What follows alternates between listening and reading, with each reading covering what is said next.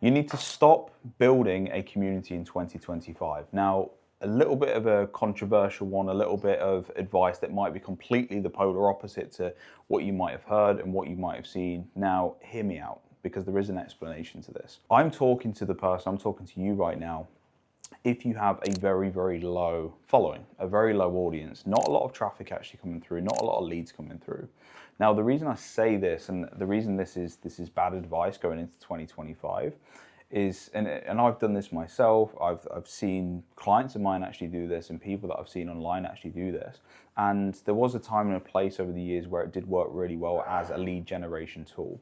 But going into 2025, if you have a low amount of audience, a low amount of traffic actually coming through, and then you start putting all of your time, energy, attention into building either a free community or a low ticket community on a subscription basis, and let's say you build that on school, let's say you build it on Facebook, it could be WhatsApp, it could be Telegram, wherever you're actually building that, and you're putting all of your energy there, and you have a low audience, you are taking the audience that you do have that you could be capitalizing on with your core offer, and instead you're sending them into a community instead, therefore losing the opportunity to get them into your core offer and into your business.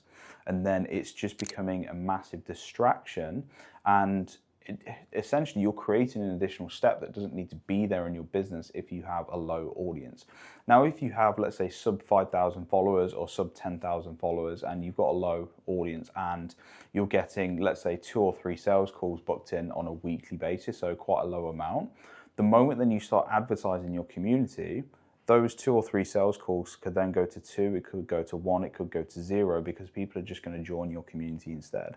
Yes, they could come into your community, see the value that you've actually got in there, and then upsell onto a sales call and come into your core offer like from that sort of avenue. But you're essentially prolonging that process from that person seeing your content, seeing your value, building trust with you online, and you're essentially creating an additional step. You're extending the roadmap towards them being interested in working with you, the sales call itself, and then them actually joining your core offer. You're complicating the process if you have a low, very, very low audience. Now, if you have a large audience, this works very well, because you might not have the time to actually spend that time, care, and attention on each and every person coming through.